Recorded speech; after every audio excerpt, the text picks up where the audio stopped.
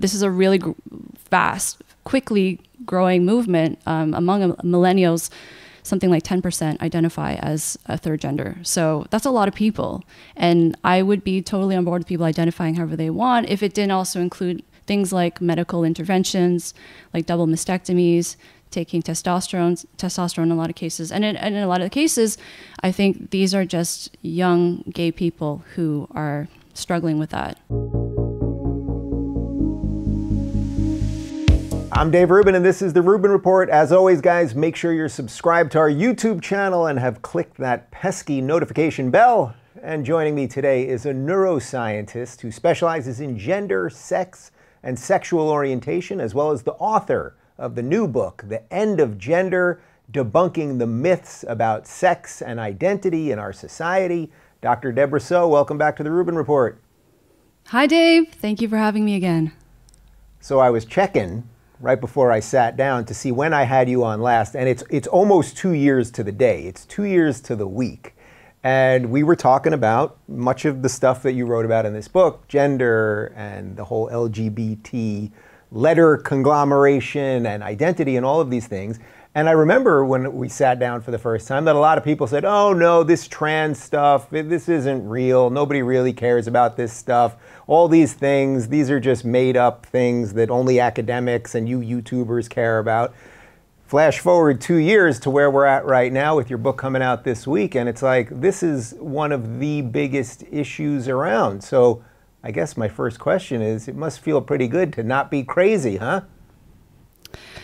I guess so, but I'm just so horrified by how everything has turned out. I mean, I was really when I saw you 2 years ago, I remember things were just starting to pick up in the mainstream. And I was still hoping there's still a chance maybe this is going to get caught. People are going to figure things out. We're going to be able to cut this off before it gets too crazy. But it really has just gotten worse. And with The End of Gender, I wrote that book really with the hope of trying to, again, bring more attention to these issues so that people might take them seriously and realize that, you know, we're not just a bunch of fringe crazy people complaining about things. These have real implications for people's lives, especially for young people. And it's going to be really, really unfortunate and ugly in a few years. Yeah, all right. So the book is really spectacular, and you dive into what are considered some of the most controversial topics of the day. So we're obviously going to get to all of that. But for anyone watching this that didn't see our first interview, can you just do like a quick 2-minute sort of recap of your bio, of your training that led you to write this book? Right. So when I was in my PhD, so I have a PhD in sexual neuroscience research. I now work as a journalist. I write predominantly about the science of sex and gender, also about politics and how politicization of scientific research is really doing society a disservice. And I also write a lot about academic freedom because that's becoming another problem that we're seeing. And so for myself, in the last few years of my PhD, I had noticed that the political climate of academia was shifting. And it was becoming very clear that there are certain topics that you are not allowed to research, that you're not allowed to talk about or discuss, even if you are a scientific expert in the field. And one topic in particular that I had been following was the issue of gender transition in children. And so at that time, every single mainstream news piece, pretty much, I could count on maybe there 1 or 2 fingers, the number of pieces that had come out criticizing this at that time, said that the best way forward for children who are gender dysphoric, so they feel they're more like the opposite sex than the sex that they were born as, the best way forward for them was to socially transition at a young age, younger being better, and that once they did transition, they flourished. You know, parents would say that they're doing so much better. But from a scientific perspective, all of the research literature suggests that it's actually better for these children to wait until they reach puberty. There's a very, very high chance that they're going to outgrow the way they feel. They're more likely to grow up to be gay in adulthood. And so I wrote an op-ed about this, and I waited about 6 months because I didn't know if I really wanted to publish it because I knew it was going to be, there's going to be huge backlash.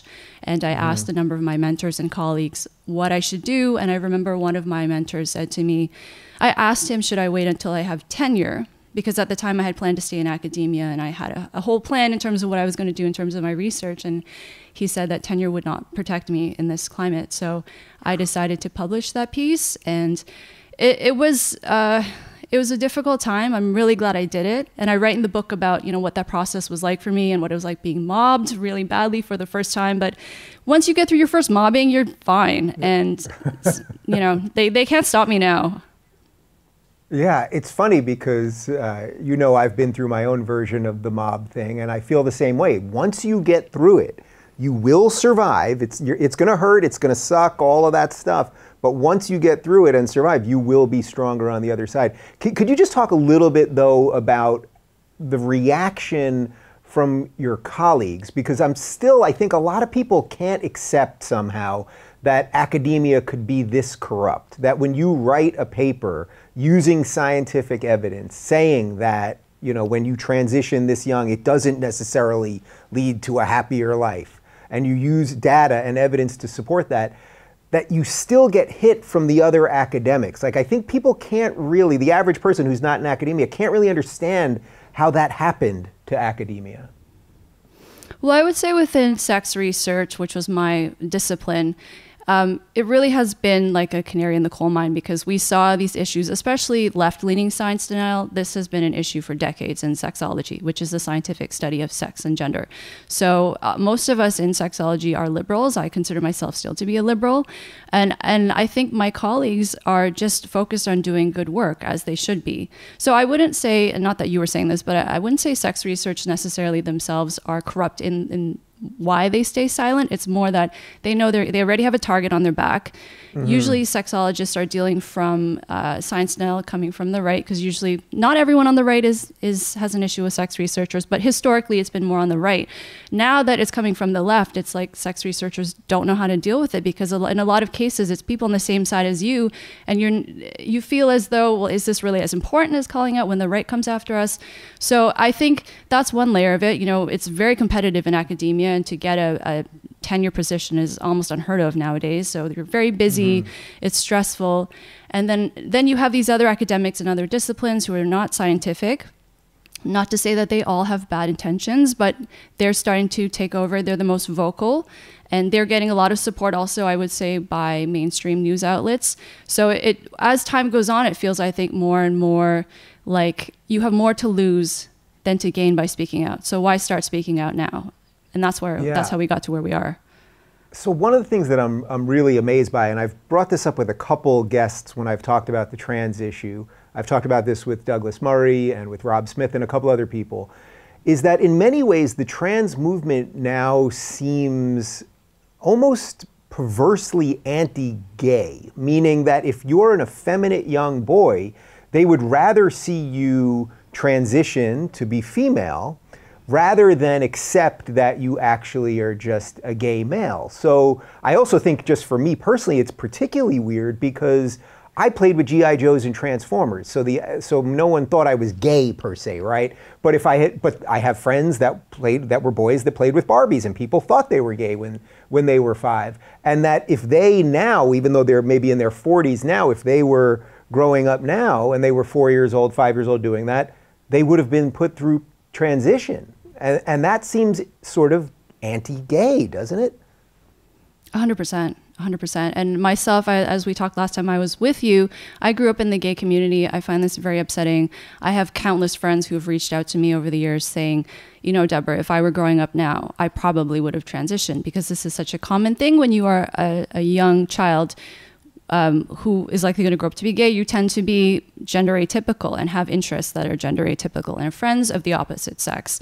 So that's been a huge concern of mine, especially we talked also about how transitioning now, I consider, and I think many in the field would agree, that it is like the new conversion therapy, where if you have a healthy gay child who, say you have a little boy who's very feminine, I think some parents have a sense there's a chance he's going to grow up to be gay. So if he's attracted to men when he's older, if he transitions to female as a child, when he grows up, he's going to appear to be a straight woman.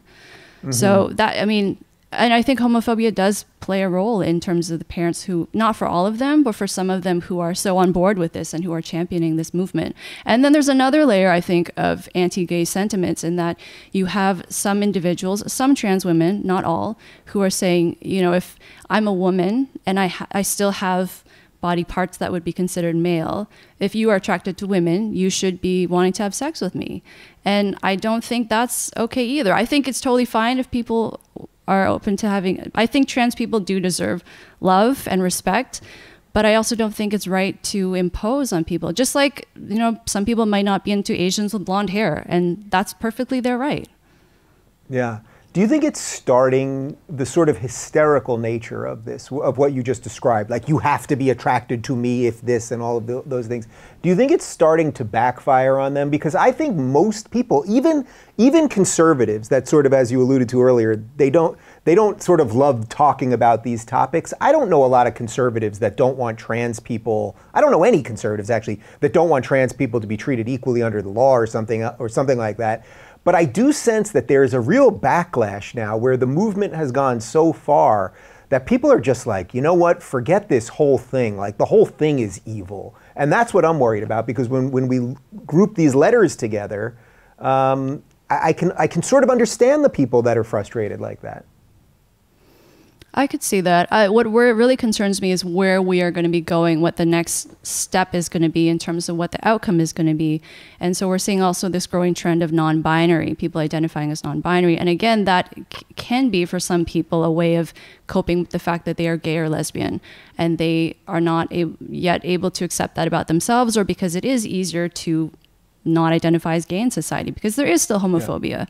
And so, can you just explain what non-binary is, just for someone that might not know? Yes, so it's people who identify as a third gender, so they may say they're both genders or neither, and so non-binary, gender fluid, gender neutral, gender queer, even though queer is considered by some people to be a slur against gay people. I don't tend to like to use the word queer. This is a really fast, quickly growing movement among millennials. Something like 10% identify as a third gender. So that's a lot of people. And I would be totally on board with people identifying however they want if it didn't also include things like medical interventions, like double mastectomies, taking testosterone in a lot of cases. And in a lot of the cases, I think these are just young gay people who are struggling with that. And we should offer them support instead of having them undergo these interventions. Right, so that's what I think is so interesting about this, because I think the average person wants most people to live and let live, and however you identify, that's fine, as long as you're not, forcing someone to do something. I think what happens then is this next version where it's like, you can say you're non-binary, and if you feel that way, then so be it. But what happens is then they won't let you accept biology. So now it seems like this is now in direct conflict with biology. And I think a lot of people are they're like, no, that's the last line here that we're just not going to give on. Do you think that's fair to say? Right. And again, like you, I have no issue with people, how they want to identify. Just don't tell me that that's what the scientific research shows. Because when you start denying science, that doesn't help anyone. And the truth is eventually going to come out. So with regards to gender, gender is binary, because for 99% of us, our gender is our biological sex. Of course, there are intersex people and there are trans people for whom this doesn't necessarily apply. But that's not to say that gender is a spectrum, or that it's however you want it. You don't choose your gender. This is what they're teaching in education now, that people choose their gender. And I think it's really harmful to put all this misinformation out there, especially in the case of someone who is identifying this way for reasons that may come from, their own internal struggles. Maybe they have other mental health issues, and we're not being able to talk about that. I think if we could have the conversation and someone could say, yes, I've considered all these things, but I still feel I would like to have a double mastectomy, and that would be better for me, even though a lot of these individuals are really young when they're doing this, then I wouldn't have so much of a problem. But we can't even have the conversation. If you even try to bring it up, it's considered hateful. Even to say that there are two genders is considered transphobic now. Right. So all right. Some people watching this are going to clip it and say that you're transphobic and I'm a self-hating gay and all the usual stuff. So to counter that, and you write about this in the book, can you just sort of give me the roadmap? If there was a young person, 6 years old, that really felt that they were physically a boy but they identified as a girl, what do you think a healthy roadmap would be, as opposed to the unhealthy roadmap that you're talking about, that's just transitioning them at such a young age? I would say to the parents especially, just to love your child unconditionally. It doesn't matter what toys they want to play with, what they want to how they want to dress, who their friends are, anything like that. If this little boy wants to wear makeup and dresses and play with his girlfriends, and that should be totally fine. And conversely, if you have a little boy who is male typical, I think that's also fine. I think among especially woke parents, they don't want their children to be gender typical nowadays, which is just so bizarre. So it's like the inverse of what it used to be, that parents didn't want their kids playing with gender atypical toys because they're afraid their kids are going to grow up to be gay. And now it's that they don't want them playing with gender typical toys because they think that's going to limit their growth as an adult. So yeah, just leave him alone. And if he says he wants to be the opposite sex, see how he feels at puberty. Right. So then what does that look like? So now, okay, so the child, they love them, they let them play with whatever they want, be friends with whoever they want to, wear whatever they want, etc. Now puberty comes along. Then where are you at?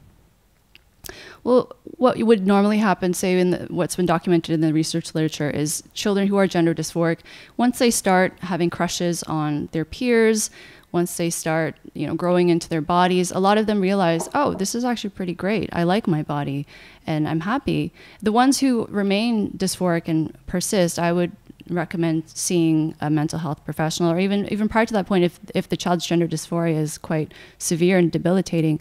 The issue, though, is that nowadays, the vast majority of mental health professionals who work with gender dysphoric children and even gender dysphoric adults are, I don't want to say that they're compromised, but definitely ideology is playing a huge role in terms of how they practice, because they cannot, by law, say anything other than, yes, if you want to transition, I'll help you. I'll help to facilitate this, because they're going to be accused then of practicing conversion therapy, even though conversion therapy for gender identity does not exist. There's a difference between conversion therapy for sexual orientation, which, as we talked about last time, is not effective. It should not be done. There's no such thing as conversion therapy for gender identity, because young children who identify as the opposite sex, again, their gender is, I don't want to use the word fluid, but it's more flexible because they haven't fully developed yet. So with development, they're more likely to feel differently. Right. All right. So wait, just to completely clear that up, and we did go into the first part or the second part last time. So gender or conversion therapy for gay people, meaning to take a young gay boy and to do whatever version of conversion therapy there is, there's just no evidence that actually works. What you're saying here is, if a therapist was dealing with a young person who identified as the other gender, that in essence they sort of have to go with it, because what is it, that they would lose their license, or is there, because it's not conversion at that point at some level, right? Like what are, or you think it's just the pressure of being a therapist that they'll be ostracized? It's the climate. It's that other professionals will ostracize them. It's because they do run the risk of then losing their license, because organizations will come after them and say, you are not practicing according to what the standards are supposed to be. They'll also have activists coming after them, trying to ruin their reputation and their livelihood. And so what has happened is, I know colleagues who have told me that anyone who does not feel right about this, they are leaving the field. They will not see patients with gender dysphoria, period, because they don't feel right and they can't do their job properly. Yeah, all right. So I know you're a neuroscientist first, and you talk a lot about the brain science behind some of this stuff. Can we do like a sort of simple version of what, studying the brain would show you about, say, what a cisgendered heterosexual brain might look like versus, the brain of a gay person versus a trans person? Right. So there is a very strong research literature documenting differences in the brain associated with sexual orientation. So the gay people and straight people, when they're viewing pornography of their choice that they prefer. So if you have a straight man, he'd be looking at women. If you have a gay man, he's looking at men. The same network of brain regions activate in the brain. So it has to do with emotion, has to do with the visual system, has to do with regulating sexual drive. And so people often ask me about the neuroimaging research as it pertains to the transgender population, in terms of, is this something biological? Is this something that we can see in the brain? Because I think regardless of what your political affiliation is, people are curious to know, is this something that it is hardwired, it can be changed? Most people on the left, I would say, argue in favor of biological or brain-based explanations for gender dysphoria, because in their minds that justifies transitioning. And I have to be clear, I do think that adults should be supported in transitioning. I have no issue with that, and research does show that for adults, transition can be beneficial for them. So the issue I have is when people start taking, again, the research and trying to bend it to fit their political narrative. And so we had one study that came out, I think it was a year ago, that was in children with gender dysphoria. So the research literature to date has been looking at gender dysphoria in the brain has been in adults. And so what it has shown is that adults with gender dysphoria, their brains are shifted in the direction of the sex they identify as opposed to their sex at birth. So if you have a trans woman, so she was born male, identifies as female, her brain is shifted in the direction of females. But the thing is, with all these studies is that they are conflated with sexual orientation. So again, everyone in the study, so if you have a trans woman, she was born male, identifies as female, she's also attracted to men. So in all of these studies of trans people, they're attracted to people who share their birth sex.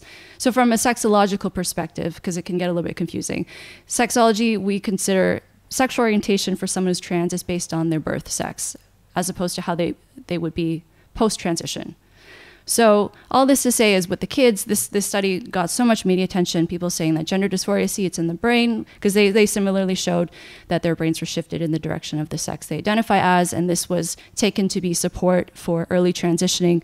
But again, we don't know, sexual orientation was not reported, so we don't know. Maybe these children, when they hit puberty and get older, are going to be gay. And again, they don't need to transition. So it's a really, the sad thing is that researchers just don't want to touch this now. So what you will find is all of the research coming out is compromised, because the only people that are doing these studies are scientists who are totally on board with gender ideology, and they know that they're not going to have any issue when the studies come out. Any studies that come out criticizing gender ideology or criticizing trans activism are either going to get put under review for a second time, which is completely ridiculous and unnecessary, or they're going to be retracted, or the scientist is going to be called names and smeared. So a lot of people just say, I'm going to pick something else.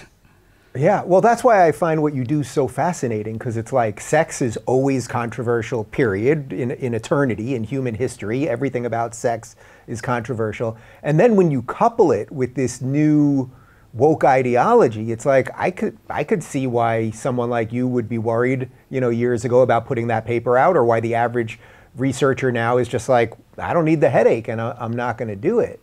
You mentioned before that that there is evidence that when adults transition, that they are happier on the other side. Is that overwhelming, or is it 50-50, or do you know? There was a meta-analysis that showed that it can be beneficial, but I think what's important is that it's taken on a case-by-case basis, and that each individual is able to get the support they need and to go through a proper assessment with a mental health professional to determine, is their gender dysphoria really about gender, and is this something that can be solved through transitioning? Because in a lot of cases, there are other issues going on. There was one study that showed for people who present with gender dysphoria, as many as 60% have another psychiatric mental condition. And so that's something that needs to be taken into consideration. But the thing is now, people don't even want to say that gender dysphoria has anything to do with the mind or mental illness, because mental illness is stigmatized. And I don't think mental illness or gender dysphoria or transitioning should be stigmatized. But there's no way we're going to remove the stigma if we are not able to talk about it openly. Yeah, I don't remember if this happened to me before we last spoke on the show, but I was at an event at University of New Hampshire, and I was talking about this topic, and there was a woman who said she was trans, and she was yelling that I'm a Nazi and I'm a racist and all the usual stuff. And I kept saying, listen, I want you to be treated equally under the law. I hope you have someone that loves you. I want you to be able to be employed and happy and have all the benefits of everybody else. And she just kept saying, I'm awful and all these things. You're not going to believe this, or maybe you will. It turns out that she was a gender studies professor at the university. I assume that's pretty consistent with what you're hearing at the university level too, right? Not just the research level, but just even at just the university, the teaching level. I find it's usually the people who are always advocating for love and tolerance and acceptance who are the most aggressive and nasty when they disagree with you.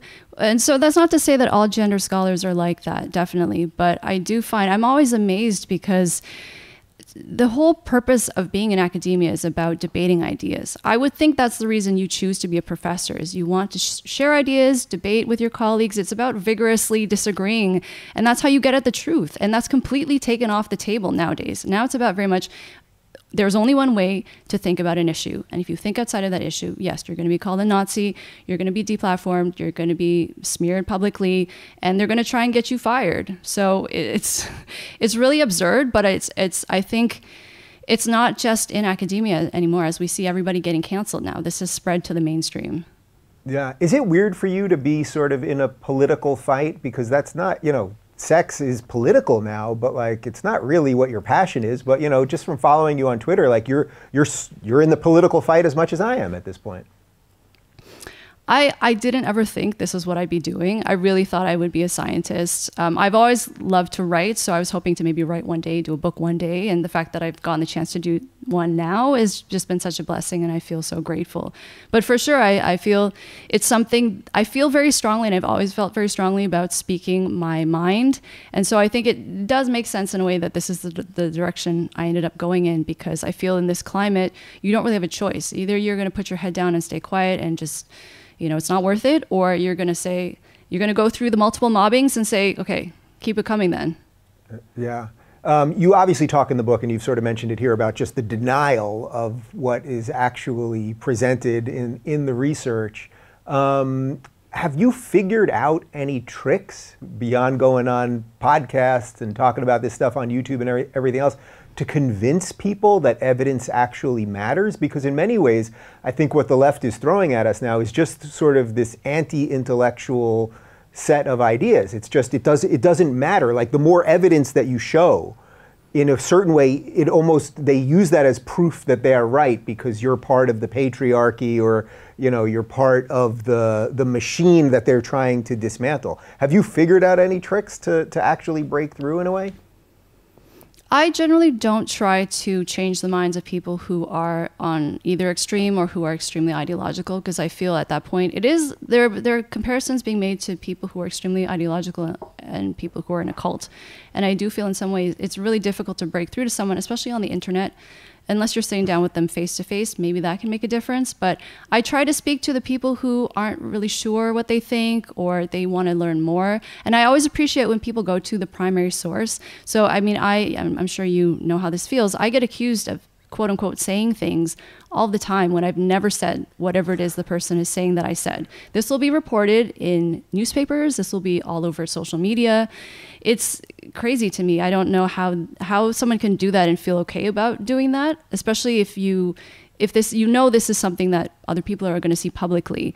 And I also think if they wanted to actually end issues like discrimination against particular sexual and gender minority groups, that you would actually want to go after people who are saying hateful things. If I'm just reporting what the research says and you have a problem with me, then let's talk about the research and what your issues are with that. And some people do, and I appreciate that, and I will engage with someone if it's in good faith.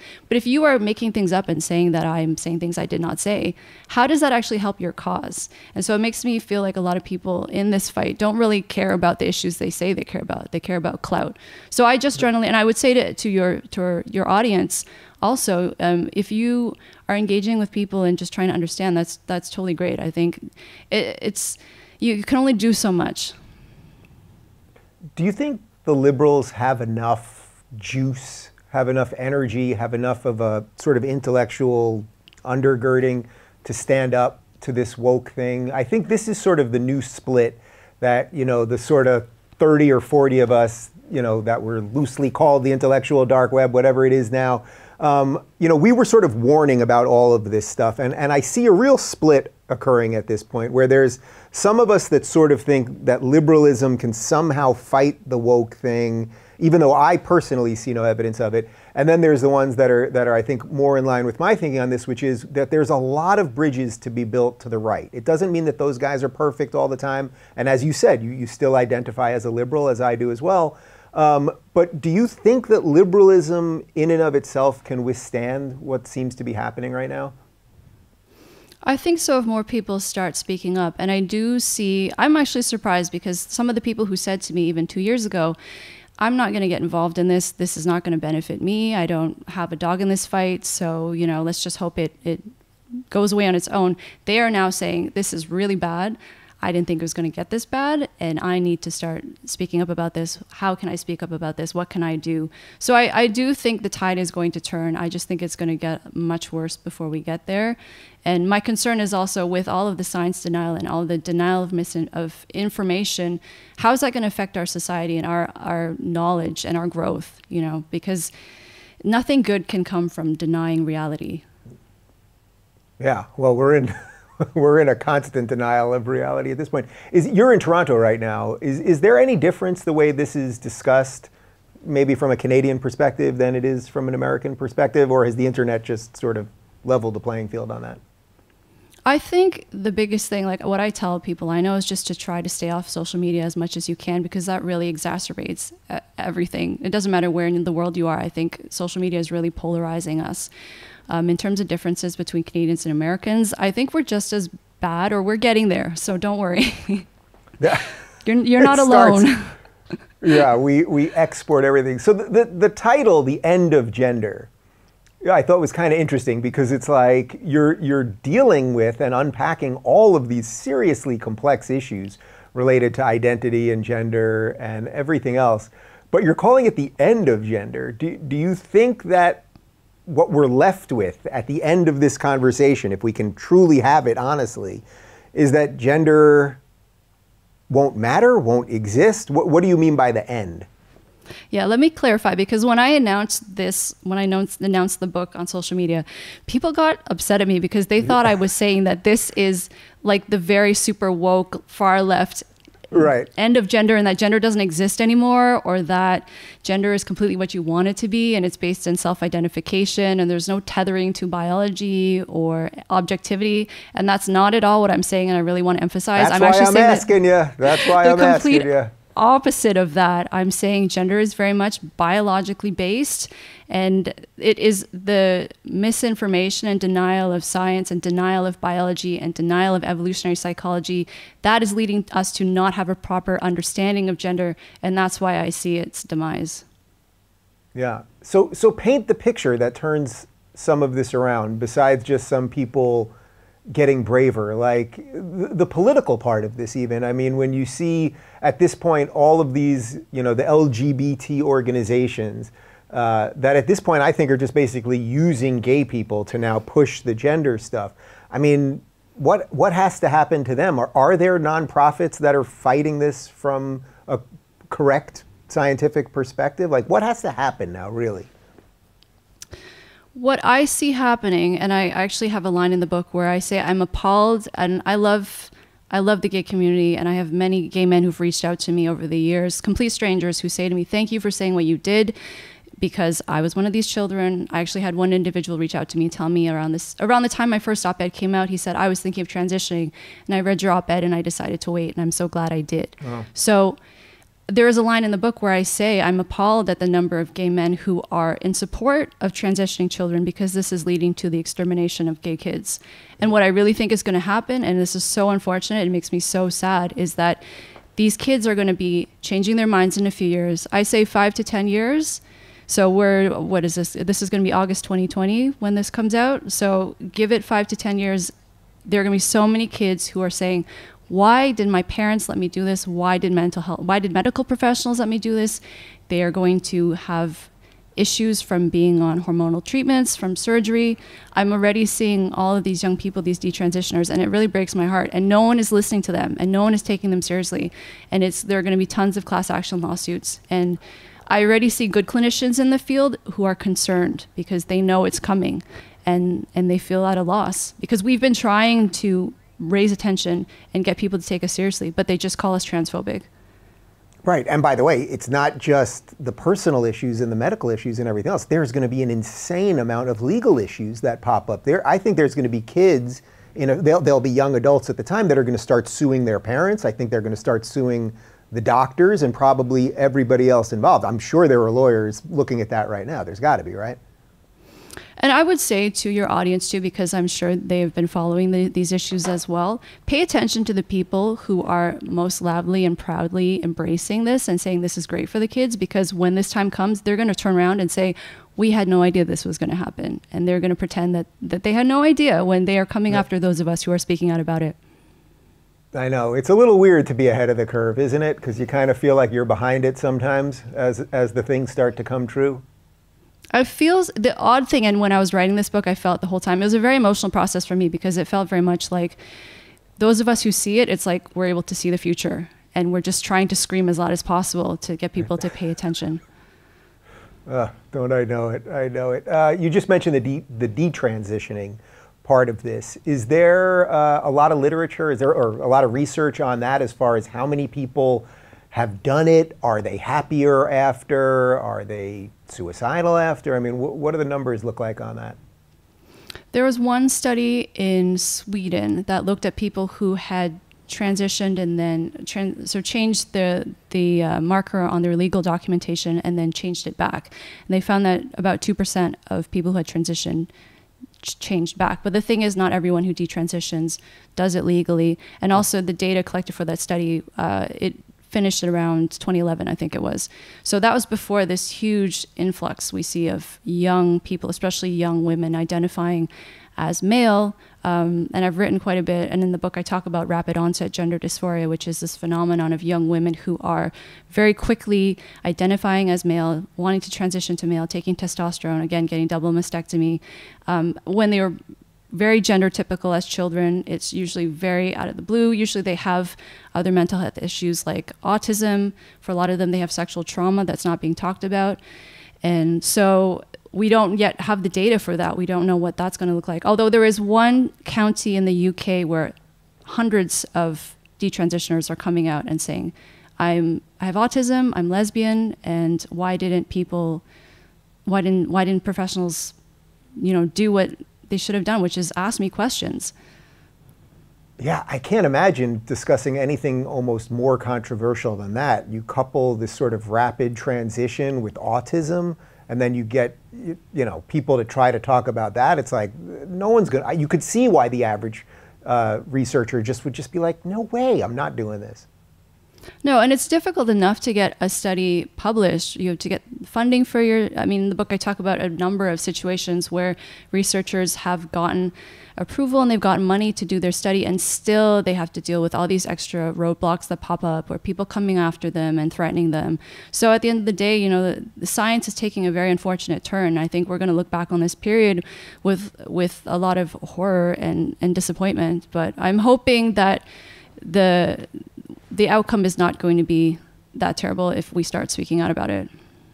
Yeah. Have they done real research on the social pressures related to all of this? So like when you mentioned the rapid onset, where suddenly a whole bunch of girls that otherwise, like it sort of appears out of nowhere in essence, that could it be from a peer group and then they're really doing these things that are just really just crazily extreme to fit in essence? Yeah, so the one study that's been done on rapid onset gender dysphoria to date was published in 2018 by Lisa Littman, and the research did suggest that there's a peer contagion aspect to it, in that these girls, so for 40% of the girls in the study who had come out as trans very quickly, they had at least half of their friend group also identify as transgender, which is 70 times the rate of what you would see in the general population in terms of people who identify as transgender. So that in itself should raise a red flag in most people's minds. But people are saying, oh, this is due to greater social acceptance. But if that's the case, why is it you don't see the same thing among boys? You don't see the same thing among people of different ages. It's very specific to teenage girls and young adults, young women. Yeah. So what do you make of that? Because young boys, young boys can be susceptible to peer pressure and all that kind of stuff too. So what is that about then? I think for these young women in particular, from the conversations I've had with them, it's very much about feeling discomfort with their body. For a lot of them, going through puberty and suddenly getting male attention and not really appreciating attention from certain people, and also that the messages that they're getting from the media is that if you are gender nonconforming at all as a woman, then you are probably transgender or you are probably another gender. And if you look at celebrities, a lot of celebrities who are born female who are gender atypical identify as a third gender. So I think no one is saying to them it's okay if you are a young woman and you are different or you feel like you don't fit in. It's okay. That's normal. Another thing is a lot of young women are being told if they don't like getting a period, that means that they should be a man. And I'm thinking, no woman likes getting her period. That's just part of being a woman. And it's amazing. I love being a woman. You know, I take a lot of pride in being a woman. So I just wish that we could have this conversation or there's more of this happening, because they're not receiving this information. They're only receiving one message. Yeah. So I'm going to sort of give you a theory that I've been trying to put together through some of my own interactions. So this is not scientific in any way, but I think there's probably something to it. That what I find on Twitter is the angriest and most hostile and awful, saying the worst things possible to me. Whenever that happens from one of these anonymous accounts, I go to the account and almost without exception, they have their gender profile, their pronouns in there. He, him, she, her, ze, the whole thing.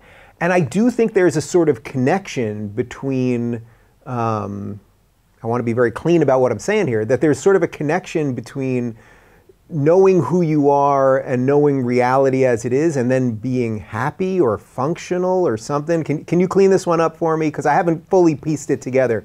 But I do think it's quite bizarre that the people who are constantly preaching about tolerance and diversity and everything else are in many cases the ones that act completely the reverse of that.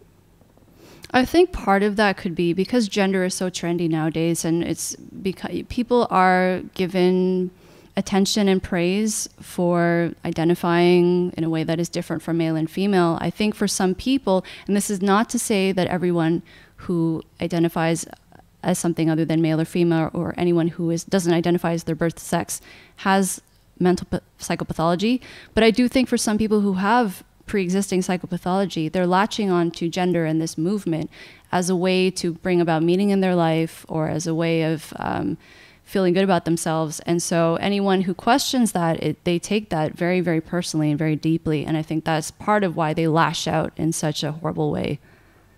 Yeah. What do you make of the intersectional piece of this whole thing, that even related to everything going on right now with the protests and the riots and Black Lives Matter? We had the initial Black Lives Matter movement, and then about 10 days in, there was this massive rally, I think it was in Brooklyn, for Black trans lives.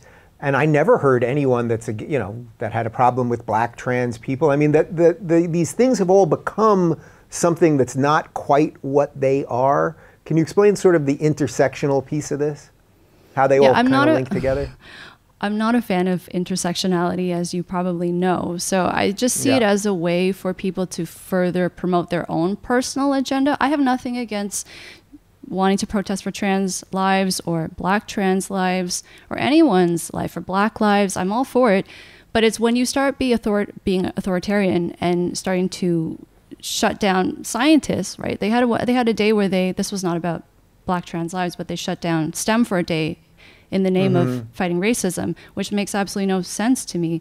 So I think, like identity politics, it's just about creating increasingly smaller factions to further divide us and for particular people to get their chance at having some power. Are you worried that because we're injecting race into every conversation, we're injecting gender into every conversation and sexuality and all of these things into everything, and now it's in sports and messages are just everywhere, every TV show that you watch, that we're going to sort of raise a generation of bigots, not because they're actually bigoted, but they'll just be sick of all of these issues, and then they're going to view the world through that lens where everything is about your race and your gender and your sexuality and everything else?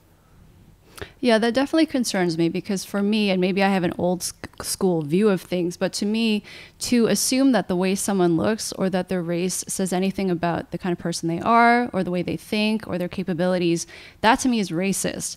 But I find that in woke land, it's racist to assume that someone's race doesn't play in those things. And I'll never forget, I remember very early on when I started writing, I went to this event and I spoke with one of the organizers, and she said to me, she looked in my eyes and she said, "I think it's great that you write. We need more women who look like you writing."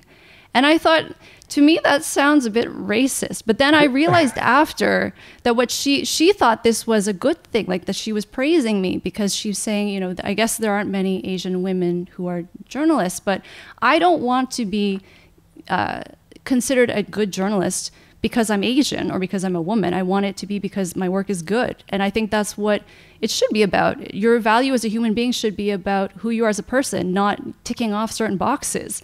So it does disturb me quite a bit because I feel, especially for white people, they feel like they can't speak up about it because they're going to get called racist. Yeah, but Debra, you know that Asians are the new white people, right? I mean, we now know, I mean, we know this, right? Like by the woke ideology, Asian people are now in effect white because Asian people, regardless of the ethnicity or nationality, in most cases have succeeded. So now we just got to throw them in with the white people. When I saw that pamphlet that was circulating a couple weeks ago, and it was something like "hard work is whiteness," I just thought, okay, I guess we are white then. Yeah. Well, you're right. You're talking about the thing that was put out by the, was it at the Black Museum in D.C.? The African American Museum in D.C.? I think they put out something. But in so much. Yeah, there's so many of them. But in effect, if you believe in the individual and you believe in hard work and you believe in family, that these are all tools of white supremacy. Yeah, that was it. I thought anyone could work hard or, you know, care about the nuclear family or anything else. What else should we hit on here? How about that for an open question? What else? What are the other things that you're hitting on in the book that you think the average person needs to know about? Well, what I can do is I can maybe just summarize what the different myths are, because that will give your audience a sense of what we cover. So I took a science-based approach to debunking some of the most prominent myths in our society. So there are 9 of them. So I talk about how biological sex and gender are both not social constructs. They are not spectrums. I talk about how sexual orientation is related to gender identity, even though many activists and many even educational organizations say they're unrelated. That's not true. They are related. I talk about gender transitioning in children. I talk about the issue of trans women in women's spaces and sports and prisons. And then I talk about sex differences. Let's stop on that. Let's stop on that one for a sec, because I'm amazed by this. I mean, this thing where we're watching males transition to female and then play in women's sports and break every record in weightlifting and racing and all of these other things. And it's like, man, one day there's going to be a washed up NBA player who is going to transition to female and be the MVP in the WNBA, and then what are the feminists going to say? But I believe that will happen in the next couple of years. What will the feminists say at this point? I think it depends on what kind of feminist. So liberal feminists will probably say, what's the problem? I don't think most athletes who are identifying as female or coming out as female are necessarily doing it to get an advantage, but it's not to say that it's never going to happen. And right. But whereas radical feminists who are critical of gender and are critical of this whole thing, they've been the most outspoken about this. And I would still, I identified as a feminist up until a couple of years ago. I still want gender equality for men and women. I think we do for the most part have that.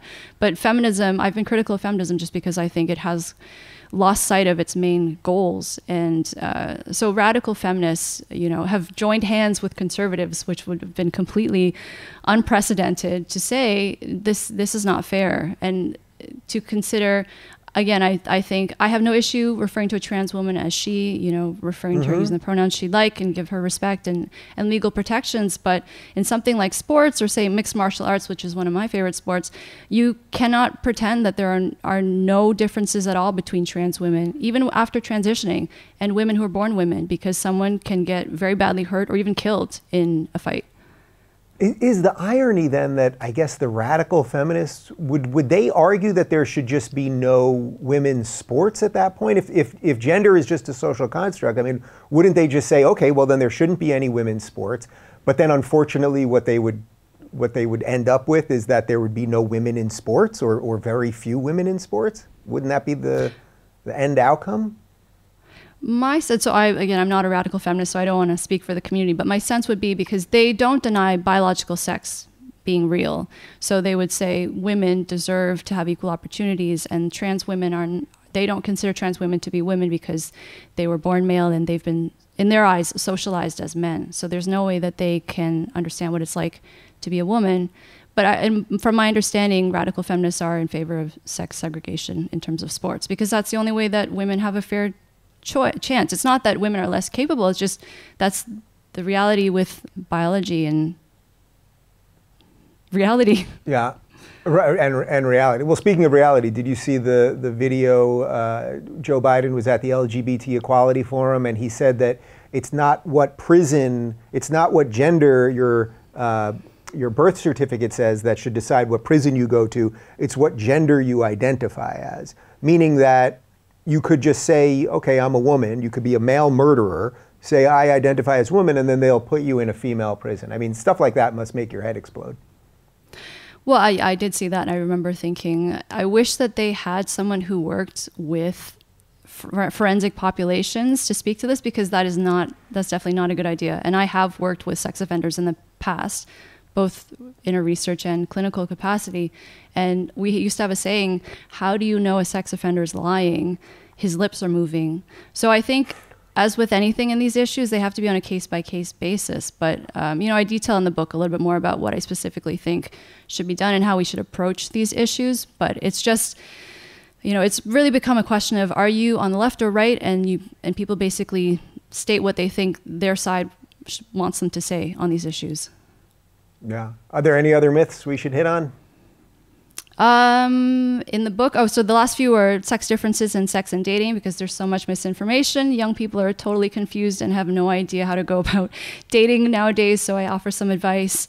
I talk about gender neutral parenting, and then also social justice in academia. And I have to say, so I announced this book as of today, what we're taping. I announced it only a couple days ago.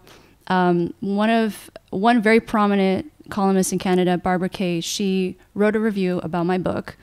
And the publication, so she'd been at the National Post for 20 years, they refused to run her review because it was a positive review. And so she subsequently resigned. And this is after a number of, I think this was the straw that broke the camel's back. But I'm just amazed at already there's a lot of pushback to this book, and it's just science. Why is that seen as threatening? And this is something I just cannot grasp. I understand why people see it as threatening, but we need to talk about why. And at the end of the day, scientists need to be able to do their job. Yeah, Barbara Kay, she's one of the, I know you know this, she's one of the great journalists of Canada. I actually saw the tweet about her resignation. I didn't click it. I was doing a couple other things. I had no idea it had to do with your book. That is unbelievable. Absolutely. Well, unbelievable. Everything's unbelievable now. So I guess it's totally believable. She did a long Facebook post explaining why she was leaving, and then the other half of it was the review of my book. And then so both of those pieces were run by the post-millennials. So if your audience wants to look into that a bit more, they can check that out. Yeah, absolutely. Well, Debra, good luck with the book. We're going to put the link to the End of Gender right down below, and I hope we can do this in person at some point, or I'll come to Toronto, or you'll come here. We'll figure something out. Yeah, all it's right, well, awesome good luck to with see the book. you, Dave. Yeah, it's great to see you too. If you're looking for more honest and thoughtful conversations about academia instead of nonstop yelling, check out our academia playlist. And if you want to watch full interviews on a variety of topics, check out our full episode playlist. They're all right over here. And to get notified of all future videos, be sure to subscribe and click the notification bell.